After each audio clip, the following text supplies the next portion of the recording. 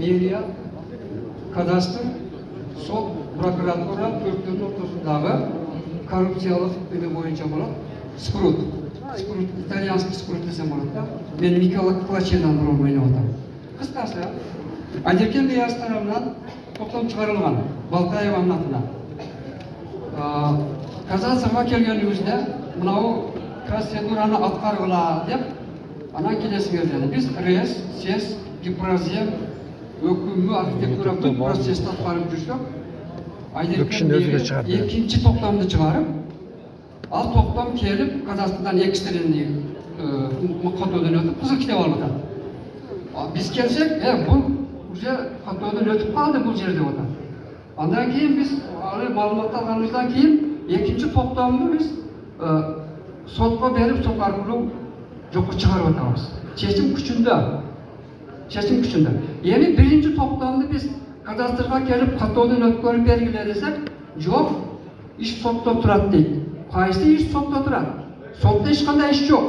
Шешім жоққа шыққан. Шешім жоққа. Ал прокуратура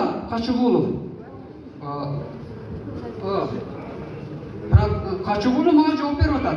Ішіңіз сотта тұрады екенде. Қачығұлов қайсы шешімді айтып отырсыз? Сіз қайсы шешімді айтып отырсыз? Сотта ешқандай іш жоқ. Сіз іштеп етіңіз деланы. Тура ма? Сотта ешқандай іш жоқ. Бұл шешім бірінші, екінші тоқтам жоққа шыққан. Шешім күшінде танылған емес. Бірінші тоқтам бойынша сотта тұрады. Оның бұға ешқандай тиешесі жоқ. Кадастр ошоны умышленник каттоодон өткөрбөй атат. Азыр келсек баягы Асакал бере уксаңыз, мына Качыгулов сизге жооп берди деп атпайсызбы? Сотто иш жок болсо дагы иш сотто каралып атат деп. Мына азыр бөлүм башчы, прокуратуранын бөлүм башчысы Салимбек Сейдакматов, сиз арыз жазып бериңиз, биз муну өзүбүз текшерип арызым турат менин, арызым турат. Эми азыр ушул күндө биринчи токтом күчүндө Birinci toplam küçündü. Emni üçün birinci toplamdı kadastır katodan ötkürmeydi. Anı bağlı düşünüktü, siz uksаңыз bu yaptı. Oğup tursanız, siz arız yazgansınız bizge. Çoğuluktun advetine makul emesin dep. Anam bizge yazganda ikinci ret kayra yazdınız. Sotton utup aldım men ikinci toplam boyunca dep. İkinci toplamdı sotton jaraksız dep taptırdınız administrativdик sottон. Анан ошо экинчи токтомду жараксыз болуп калган токтомду кабыл алган адамдарга карата юридикалык баа бергиле, бул жагы ачык калды дегенден биз ал боюнча Абай Молдопатович областтык прокуратурадан жюриге каттап тергөөгө сотко чейинки өндүрүштү жүргүзүү үчүн Кадамжай райондук прокуратурасына жөнөткөнбүз. Ал боюнча роодуда материал бар азыр. Кимдин үстүнөн?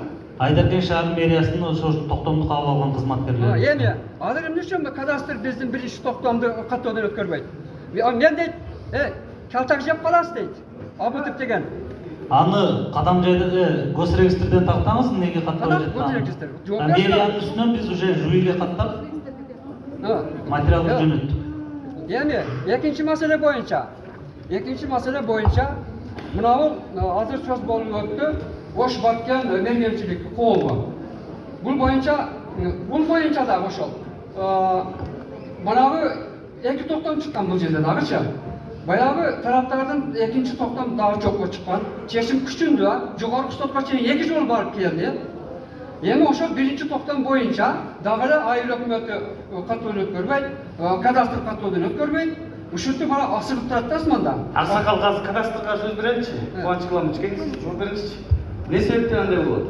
Бул биринчи вопрос боюнча менде маалыматым жок экен. Азыр мен тапканчы. Билесиң, маалыматың бар. Сен билесиңби, Абутов мени калтак жеп каласыз деп топулан болгон.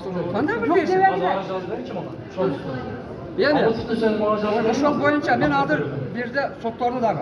Неме? Ошол экинчи токтом боюнча, биринчи токтом боюнча. Урматтуу Алдашев, жогорку соттун төрагасы. Сиз эч кандай себепсиз биринчи токтом боюнча мөөнөтүн карыбына келтирип бергенсиз.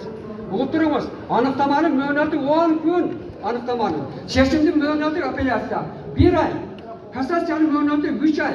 Сиз 1,5 жыл өтүп кеткен неме мөөнөттү карыбына келтирип койдуңуз. Кандай себеп менен? Эч кандай немеси жок. Бул ушул. Мына экинчи мына. Мен азыр неме кылдым? Биринчи, экинчи маселе мергенчилик коому. Болду. Түшүнүктүү болду. Эми мынау неме боюнча мен мына Кадамжай шаарында турамын. Кадамжай шаарында Buna eski kombinatın garajı var. Garajı var. Garajın canında bizge o şaka bir yaka bir 300 jakın uyga ötük tar yol var.